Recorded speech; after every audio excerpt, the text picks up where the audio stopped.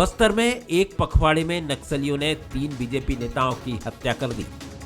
बारसूर के हेलामेटा में पूर्व सरपंच रामधर अलामी की हत्या कर उसके शव के साथ पर्चा भी छोड़ा। इस वारदात से सबकी नींद उड़ी हुई है, चारों तरफ सनसनी है। इस पर सियासत भी गरमाई हुई है।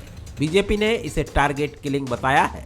बीजेपी के प्रदेश अध्यक्ष अरुण साव ने इस मामले को लोकसभा में उठाते हुए इसमें जांच की मांग की कि पिछले 1 महीने में भारतीय जनता पार्टी के 4 प्रमुख पदाधिकारियों की हत्याएं हुई है, निर्मम हत्याएं हुई है। छत्तीसगढ़ महतारी के इन 4 सपूतों का शहादत व्यर्थ नहीं जाने देंगे। मैं इस सदन के माध्यम से निष्पक्ष जांच की मांग करता हूं। जो मुख्यमंत्री अपने नेताओं की हत्या करने वाले नक्सलियों के विरुद्ध कार्रवाई करने तैयार नहीं है, उस मुख्यमंत्री को तो शर्म आनी चाहिए कि अब धीरे धीरे कर छत्तीसगढ़ में जो केंद्र सरकार की कार्रवाई के कारण नक्सल गतिविधियां कम हो रही थी, फिर से सरकार की लापरवाही के कारण वो बढ़ रही। इधर सीएम भूपेश बघेल का कहना है कि नक्सली सिमट रहे हैं, अपनी मौजूदगी दर्ज कराने के लिए ऐसी घटनाओं को अंजाम दे रहे हैं। सीएम ने बस्तर के सभी जिलों में ऐसी वारदातों को रोकने के लिए डीजीपी को निर्देश भी दिए हैं। मैंने अभी डीजी को निर्देश किया कि जितने भी सभी दलों की बैठक तत्काल सभी एसपी ले लें जो नक्सल प्रभावित जो ज़िले हैं, और सभी राजनीतिक दलों की बैठक करके जो ऐसे समय में सुरक्षा को ध्यान रखना है, कहीं जा रहे हैं तो बता के जाएं, सुरक्षा में जाएं। तो इस प्रकार के मैंने अभी ही डीजी साहब से कहा कि सभी एसपी बैठक करके सभी को सचेत करें, और सुरक्षा हमारे लिए बहुत महत्वपूर्ण है, चाहे किसी भी दल के। कांग्रेस के भी कई कार्यकर्ताओं को नक्सलियों ने टारगेट किया है। जो घटनाएं घटी है उसकी मैं निंदा करता हूं, और ऐसी घटनाएं नहीं घटना चाहिए थे। हमारी सरकार जो विकास करना चाहती है, नक्सली बौखलाकर ऐसे कायराना हरकत कर रहे थे, इसकी मैं घोर निंदा करता हूं। बस्तर पिछले कुछ सालों में लाल आतंक के साए से निकलकर विकास के रास्ते पर आगे बढ़ ही रहा था कि इस बार भी नक्सलियों ने अपनी आमद दर्ज करा ली, कायराना हरकतों को अंजाम दिया है। ऐसे में नक्सलवाद के खात्मे को लेकर एक बार फिर सवाल गरमाने लगे हैं। साथ ही सियासी चेहरों की सुरक्षा को लेकर भी चिंता बढ़ गई है। कुलेश्वर पांडे, बंसल न्यूज, रायपुर। बस्तर में बीजेपी नेताओं की चीख आज लोकतंत्र के सबसे बड़े मंदिर लोकसभा में भी गूंजी।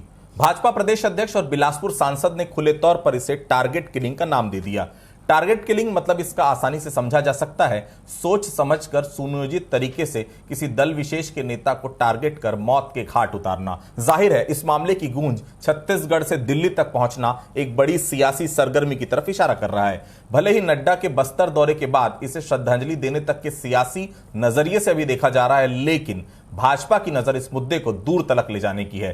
कांग्रेस को भी इस सरगर्मी का एहसास है, तभी आज मुख्यमंत्री भूपेश बघेल ने पुलिस महानिदेशक को सर्वदलीय बैठक बुलाकर एसपी को नेताओं को सचेत करने की नसीहत का निर्देश दिया। नमस्कार, आज के मुद्दे में आप सभी का स्वागत है। मैं हूं आदित्य नामदेव। यूं तो बस्तर में खून खराबा कोई नई बात नहीं है, लेकिन जब माहौल चुनावी हो, निशाने पर विपक्ष हो और केंद्रीय गृह मंत्रालय अमित शाह जैसे कद्दावर नेता के पास हो, तो कांग्रेस पार्टी इस मुद्दे पर कोई जोखिम लेना नहीं चाहेगी। आज हम चर्चा बस्तर के नक्सलवाद पर नहीं करेंगे। हम नक्सलवाद की आड़ में कुछ सियासी रंग को पहचानने की कोशिश जरूर करेंगे, जिसका रंग तो लाल है, लेकिन बीजेपी और कांग्रेस उस रंग को अपने नफा नुकसान के नजरिए से देखती और समझती है। हम चर्चा करेंगे कि आज लोकसभा में बस्तर के नेताओं की हत्या की गूंज का आखिर क्या असर पड़ेगा, मुख्यमंत्री भूपेश बघेल के लिए यह चुनौतियां कितनी अहम होगी, और क्या इन तमाम पहलुओं का सियासी नफा नुकसान आने वाले दिनों में चुनावी तौर पर देखने को मिलेगा। टारगेट किलिंग, आज इस पर हम चर्चा करेंगे। हमारे साथ चर्चा करने के लिए बेहद खास मेहमान मौजूद हैं। सुशील आनंद शुक्ला जी हैं, कांग्रेस के चेयरमैन हैं, मीडिया विभाग के, बहुत स्वागत करता हूं उनका। श्रीचंद सुंदरानी साहब मौजूद हैं हमारे साथ, पूर्व विधायक हैं, पूर्व जिला अध्यक्ष, भारतीय जनता पार्टी के वरिष्ठ नेता, बहुत स्वागत करता हूं उनका। डॉक्टर अजय चंद्राकर साहब हैं, राजनीतिक विश्लेषक हैं, बहुत स्वागत करता हूं उनका। सबसे पहले मैं सुंदरानी साहब के पास चलता हूं। सुंदरानी साहब, ये टारगेट किलिंग कैसे मान रहे हैं आप? लोकसभा में आज बयान दे रहे हैं अरुण साव, टारगेट किलिंग, नक्सलवाद आप ही लोग कहते हैं, तो नक्सलवाद का ना तो कोई धर्म होता है, ना मजहब होता है, ना दल होता है। टारगेट किलिंग का शब्द हम लोग जम्मू कश्मीर में सुना करते हैं, ये टारगेट किलिंग यहां भी आ गई, दुर्भावनावश हत्या, दुश्मनी निकालना।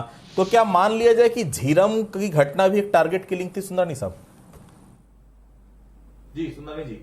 टारगेट किलिंग का मतलब यह है कि झीरम घाटी को हमने टारगेट किया था। झीरम घाटी की घटना एक दुर्भाग्यजनक घटना थी। हमारे प्रदेश के 36 नेताओं को, करीब करीब इतने नेताओं को जो प्रथम पंक्ति के नेता थे, उनको नक्सलियों ने शहीद किया। ये दुर्भाग्यजनक घटना निश्चित रूप से थी, लेकिन लगातार आप देखिए कांग्रेस की सरकार आने के बाद जिस प्रकार से भोले भाले आदिवासियों को टारगेट किया जा रहा है। भारतीय जनता पार्टी के 4 नेताओं को 1 महीने के अंदर गोली का शिकार बन करके शहीद किया गया। तो कहीं न कहीं क्यों टारगेट किया जा रहा भारतीय जनता पार्टी के नेताओं कार्यकर्ताओं को? तो निश्चित रूप से टारगेट किलिंग का शब्द प्रदेश अध्यक्ष जी ने दिया, मैं उसका समर्थन करता हूं।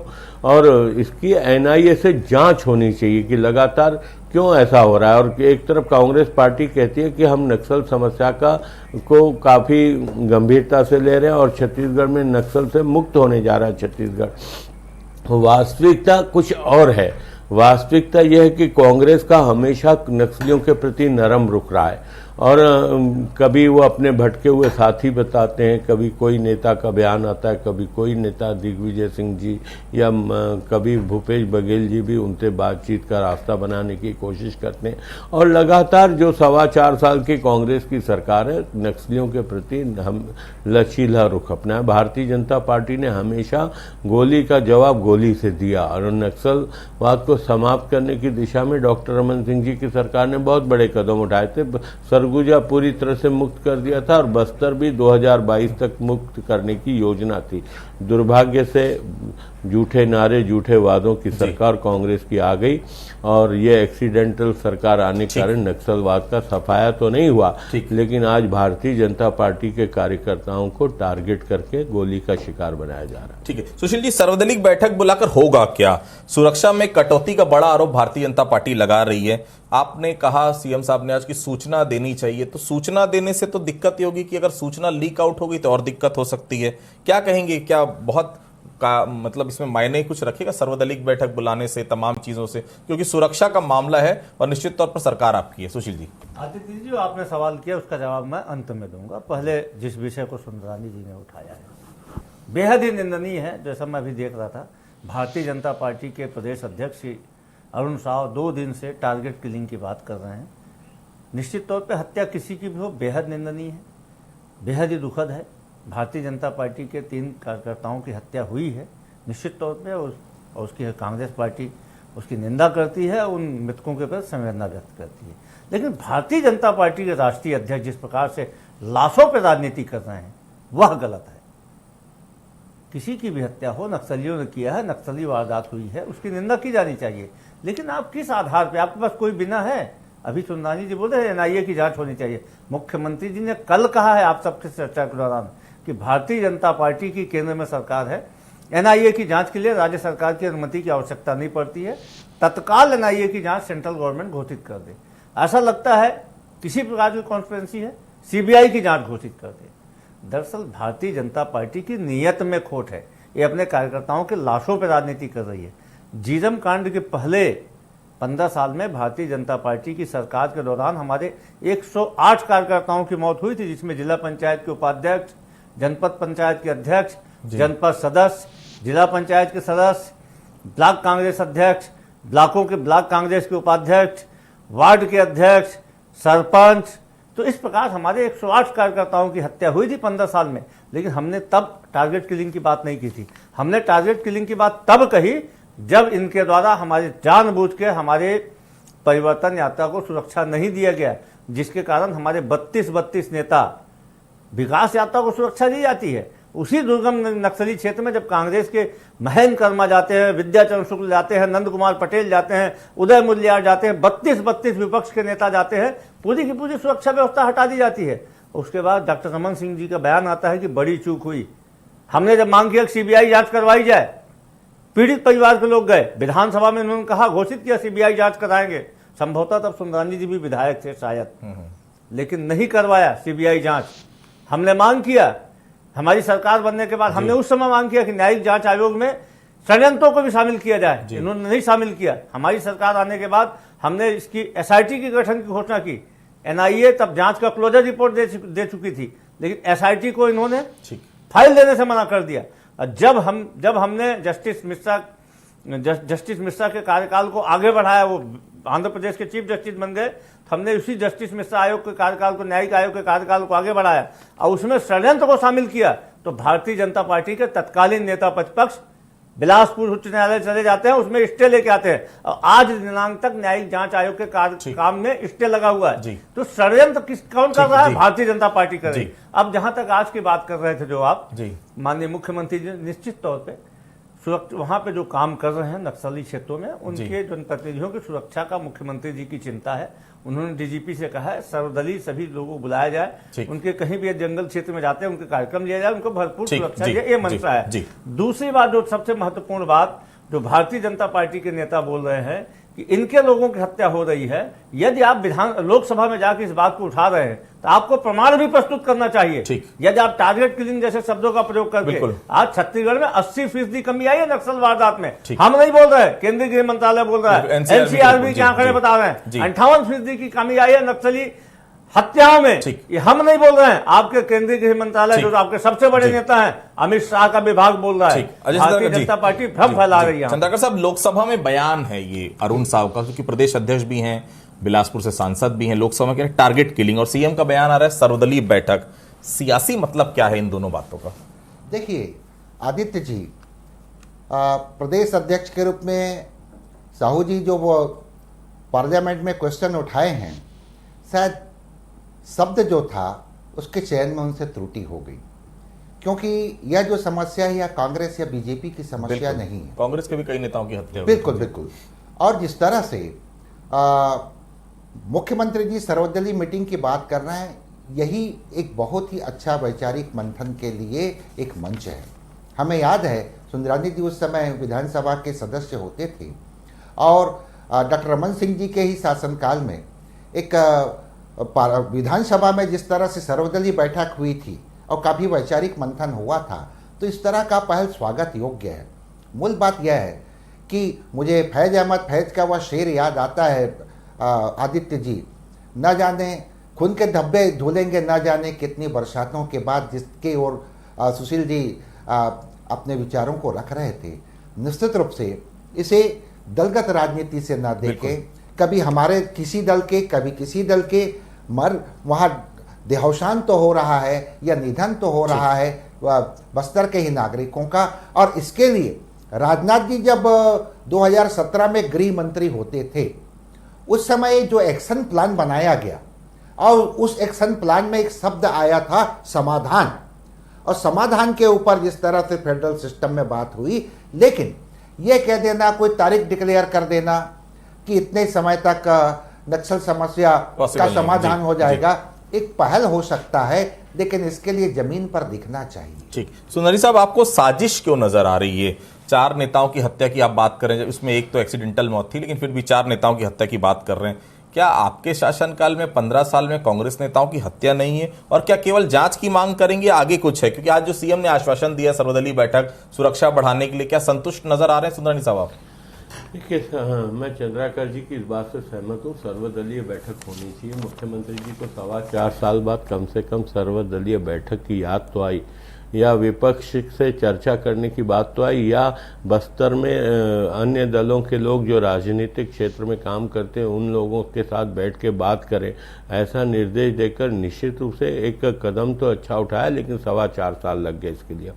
रहा सवाल छत्तीसगढ़ में जो ये घटनाएं हुई, अभी बस्तर में 4 भारतीय जनता पार्टी के कार्यकर्ताओं को जो मौत के घाट उतारा गया, शहीद हुए हैं, तो कहीं ना कहीं टारगेट किलिंग की बात इसलिए प्रदेश अध्यक्ष जी ने कहा कि लगातार भारतीय जनता पार्टी कार्यकर्ताओं पे हमला हो रहा है और वे शहीद हो रहे हैं। इसी वजह से इन्होंने ये प्रश्न खड़ा किया है।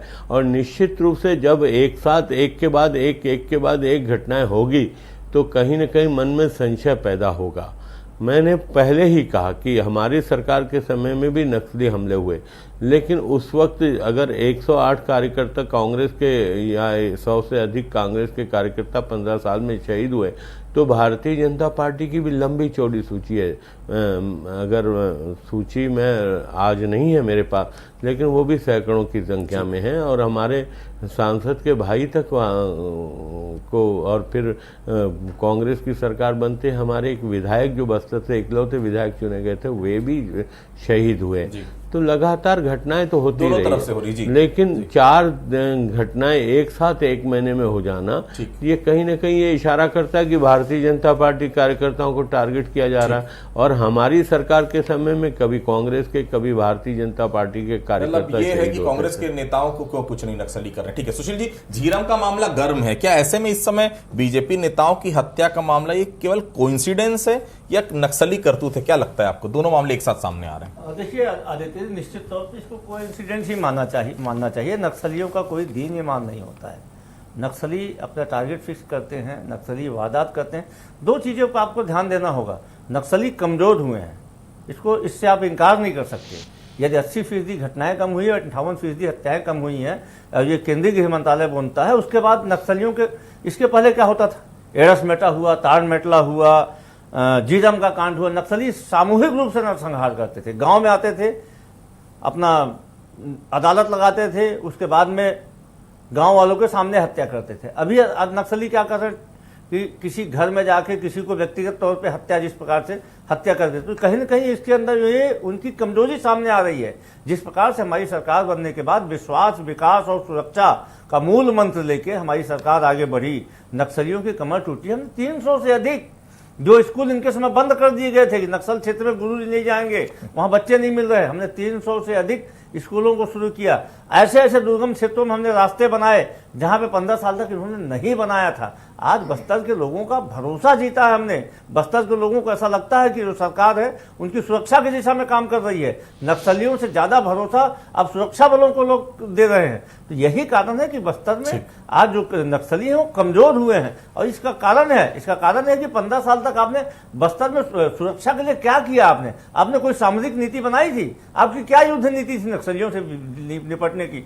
या फिर आपने उस क्षेत्र के आर्थिक विकास के लिए क्या आर्थिक पैकेज डिक्लेयर किया था? आज डेनिस के कपड़ा दुनिया तक जा रहा है। आज वहां पे जो लघु वनोपज थे उनकी खरीदी हो रही, 65 से अधिक लघु वनोपज की खरीदी हो रही, उनका वैल्यू एडिशन हो रहा है, तेंदुपत्ता संग्राहकों को उनकी कीमत पूरी मिल रही है, वन अधिकार पट्टे मिल रहे हैं। तो उनको लोगों को ऐसा लगता है कि सरकार उनके लिए काम कर रही है, हमको नक्सलियों का साथ नहीं देना है। निश्चित तौर पर एक भी घटना, एक भी हत्या निंदनीय है, उस पर रोक लगाई जाएगी, लेकिन इसके आधार पर लाशों पर जो राजनीति भारतीय जनता पार्टी कर रही है वह सर्वथा निंदनीय है। चंद्रकर साहब, ऐसे आरोप प्रत्यारोप का क्या कोई असर पड़ता है? आपने इसके पहले भी कई चुनाव देखे होंगे, छत्तीसगढ़ में तो 2003, 2008, 13, 18 4 चुनाव हो चुके हैं। क्या कोई नफा नुकसान होता है इस प्रकार की घटनाएं जब सामने आती, इस प्रकार के आरोप प्रत्यारोप जब सामने आते? चंद्रकर साहब, ये क्या है, अपने दल के कार्यकर्ताओं को का मनोबल बढ़ाने के लिए रहता है, इसका ये विशेष फर्क नहीं है। अभी सुशील जी एक शब्द जो बोले, विश्वास, विकास और सुरक्षा, इसके साथ ही साथ इस सरकार में संवैधानिक प्रावधान भी है कुछ एक्ट के द्वारा, और प्रशासनिक काम भी। तो इस दृष्टिकोण से जो आंकड़ा आया है, चाहे हत्या में कमी का या नक्सल घटनाओं का, ये सब चहुमुखी रूप से काम हो रहा है, और ये फेडरल सिस्टम में केंद्र और राज्य दोनों के कॉम्बिनेशन से। लेकिन यहाँ पर दलगत राजनीति से ना देख करके इसको यही देखें कि जो नक्सली हैं इनका मंसूबा कुछ और है।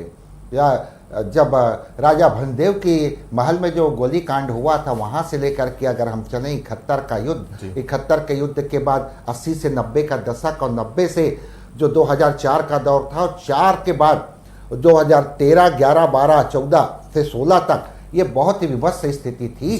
तो दोनों राजनीतिक दलों के कार्यकर्ता, आम नागरिक सभी प्रभावित हुए हैं। और आज बस्तर का युवा, बस्तर के नागरिक विकास चाहते हैं, आर्थिक विकास चाहते हैं, स्वहित चाहते हैं, शांति चाहते हैं, रोजगार चाहते हैं। तो मूवमेंट में काफी माइंडसेट में चेंज हुआ है, और वे ऑफ लाइफ में काफी तब्दीली दिखाई दे रहा है। आदित्य जी, सुनाई साहब, सुरक्षा में कटौती का बड़ा आरोप लगा रहे हैं। मैंने देखा गागड़ा साहब लगाए, आज अरुण साहब लोकसभा में लगा रहे हैं। आज मुख्यमंत्री ने एक बयान दिया कि रमन सिंह की सुरक्षा जो है वो मेरी सुरक्षा से ज्यादा है। महेश गागड़ा की सुरक्षा कम नहीं की गई, केदार कश्यप की सुरक्षा कम नहीं की गई, किस नेता की सुरक्षा घटाई गई? क्यों लग रहा है आपको कि सुरक्षा घटा दी गई? देखिए, वो डॉक्टर रमन सिंह जी की सुरक्षा को लेकर प्रश्न खड़ा करके वो सारे पापों को ढकना चाहते हैं, सारी गलतियों को दबाना चाहते हैं। डॉक्टर रमन सिंह जी की सुरक्षा का केंद्र से नाता है, कहीं न कहीं केंद्र सरकार ने उनको पूर्व मुख्यमंत्री के नाते और छत्तीसगढ़ नक्सलवाद से जुड़ा होने के कारण कोई भूपेश बघेल जी ने सुरक्षा व्यवस्था नहीं दी। चलिए जवाब लेते सुशील जी। लेकिन बहुत सारे नेताओं को एक जी छोटा छोटा जवाब लेते जी। देखिए आदित्य जी, डॉक्टर रमन सिंह जी को सुरक्षा निश्चित तौर पे ब्लैक कैट कमांडो की मिली हुई है। वो सुरक्षा छत्तीसगढ़ शासन की अनुशंसा के बाद मिली गई। हमारी नीयत साफ है, डॉक्टर रमन सिंह जी को अब कोई खतरा नहीं, उसके बावजूद भी हमने सुरक्षा रिव्यू नहीं किया है। हमने तो सुंदरानी तब्दील को सुरक्षा देकर रखा हुआ, इनको पीएसओ मिले हुए। सुंदरानी साहब, किसकी सुरक्षा कम की गई? कटौती नहीं की गई। सुरक्षा किसकी कम की गई सुंदरानी साहब जी? नहीं, वहाँ स्थानीय नेताओं की जो बस्तर में हमारे राजनीतिक क्षेत्र में कार्यकर्ता काम करते हैं, किसी की सुरक्षा कम नहीं। हम चाहते हैं हर नेता का जीवन, हर नागरिक का जीवन हमारे लिए बहुत मूल्यवान है। किसी की जी बिल्कुल सुरक्षा व्यवस्था कम की गई है। वहाँ के बस्तर के हमारे जो नेता हैं जो नक्सल क्षेत्र में काम करते हैं, उनकी सुरक्षा हटा दी। मैं आपको बताऊं एक बात, तो मैं तथ्यात्मक बात कर रहा हूं। भारतीय जनता पार्टी की 15 साल सरकार थी, पूर्व सारे अरे भाई साहब, आपने तो हमारी सबसे बड़ी बात 20% भी विधायकों को सुरक्षा व्यवस्था नहीं दी गई। 20% पूर्व विधायकों को सुरक्षा व्यवस्था नहीं दी गई। यदि आप सुरक्षा व्यवस्था पूर्व विधायकों, कितने पूर्व विधायकों को दी गई? आज आदरणीय राजेश मूरत जी के पास सुरक्षा व्यवस्था नहीं है। आज राजेश मूरत जी 15 साल के मंत्री रहे, आज उनके पास सुरक्षा व्यवस्था नहीं है। मूरत जी की सुरक्षा क्यों कम कर दी? आज मूरत जी के पास सुरक्षा व्यवस्था नहीं, 15 साल मंत्री रहे। मूरत जी को भी पूरा पीएसओ मिला। मूरत जी जेड प्लस तो आप भी नहीं दिए थे। मूरत जी को जेड प्लस आपने दिया था मंत्री रहते हुए। जो सुरक्षा मूरत जी को पीएसओ भी नहीं है, पूर्व विधायक पीएसओ भी नहीं है, पीएसओ है। उन्होंने गाली बका, गाली बका पीएसओ बक गया, मैं क्या करूं? अरे उनकी आदत नहीं है पीएसओ उनके पास। पुलिस वालों को गाली बकते भैया, मूरत जी की बात छोड़ो, वो महान आदमी है। सुशील जी, आखिरी सवाल, सुरक्षा पर चिंता जाहिर की सीएम ने कहा कि पूरी घटना दुर्भाग्यजनक है। सुरक्षा कैसे सुनियोजित होगी? एक कॉन्क्रीट जवाब आपसे चाहूंगा, फिर मैं इस कार्यक्रम को क्लोज करूंगा। आज ही मुख्यमंत्री जी ने डीजीपी को निर्देश दिया है कि बस्तर में जितने भी जनप्रतिनिधि हैं, किसी भी दल के हों, उन सबको बुलाइए, उनसे बोलिए कि अपने कार्यक्रम पुलिस को बताएं, विश्वास ले और उनको पूरी सुरक्षा देने जानी चाहिए। हमारी सरकार हर एक जनप्रतिनिधि, हर एक नागरिक को सुरक्षा देने के लिए प्रतिबद्ध है। हम बिल्कुल नहीं चाहते कि जीरम का दोहराव हो। हम नहीं चाहते हैं कि विपक्ष को सुरक्षा न मिले, जैसे हमारे परिवर्तन यात्रा को जिन्होंने सुरक्षा नहीं दिया था। हम चाहते हैं हमारा हर नेता बेधड़क अपनी बात कहे, लोकतंत्र पुष्पित पल्लवित होना चाहिए। अब बिल्कुल कांग्रेस की सरकार छत्तीसगढ़ से नक्सलवाद को समूल सफाया के लिए प्रतिबद्ध है। चंद्रकर सर कंक्लूड करेंगे जी। जी, इसमें दो चीज बहुत महत्वपूर्ण है जिसके कारण नक्सली घटनाओं में कमी आई है। डॉक्टर मनमोहन सिंह के शासनकाल में 200 से ज़्यादा एनजीओ के ऊपर प्रतिबंध लगाया गया और सीआरपीएफ का जो रिकमेंडेशन था कि जो कैंप है उसके 5 किलोमीटर के दायरे में रखा जाए, इसका एक बढ़िया परिणाम दिखाई दे रहा है। आदित्य जी, सुनील साहब कुछ कहना चाहेंगे? मैं ये कहना चाह रहा था, जैसे आदरणीय चंद्राकर जी ने इस बात को कहा कि जो भी नक्सल की समस्याओं में कमी आई है, कहीं न कहीं केंद्र और राज्य फेडरल का एक ये नियम है। और अमित शाह जी इतने गंभीर थे कि छत्तीसगढ़ में आकर नक्सल समस्या का समाधान हो, खुद यहाँ पे अन्य राज्यों के साथ मिल बैठकर और निश्चित रूप से केंद्रीय रिजर्व पुलिस के माध्यम से लगातार सहयोग दिया जा रहा केंद्र से कि नक्सल समस्याओं से निपटने के लिए अमित शाह जी के नेतृत्व में गृह मंत्रालय लगातार, और इस बात को आदरणीय चंद्राकर जी ने भी काम उसको आगे बढ़ाना चाहते हैं। डॉक्टर रमन सिंह, लेकिन ये स्वीकार नहीं करेंगे। इन्होंने तय कर रखा है कि मोदी जी को, अमित शाह जी को, भारतीय जनता पार्टी की केंद्र की सरकार को कोसते रहे। छत्तीसगढ़ में टारगेट किलिंग का नया मामला सामने आया है और निश्चित तौर के नक्सली किसी के नहीं होते। वो कांग्रेस भी गवाह है। 2013 में 25 मई 2013 की घटना कांग्रेस के सामने, जिसमें 32 से ज्यादा नेताओं को खोया था, सुरक्षा कर्मियों को खोया था। और अब भारतीय जनता पार्टी वही आरोप लगा रही कि उनके कार्यकर्ताओं को चुन चुनकर बस्तर में मारा जा रहा है। बहुत साफ है, नक्सलिज्म के प्रति ज्वाइंट बात होनी चाहिए, सर्वदलीय बैठक होनी चाहिए और सभी दल मिलकर अगर कोई रास्ता निकालेंगे और केंद्र की मदद उसमें होनी चाहिए तो निश्चित तौर पर जल्द से जल्द नक्सल मामलों का सफाया हो पाएगा। लेकिन हाँ, 2023 में यह विषय बहुत गंभीरता के साथ सामने आएगा, अभी से नजर आ रहा है। आप सभी लोग हमसे जुड़े, आप सभी लोगों को बहुत बहुत धन्यवाद। तो आज के मुद्दे फिलहाल इतना ही, कल किसी अन्य मुद्दे पर फिर से मुलाकात होगी, तब तक के लिए बहुत बहुत धन्यवाद।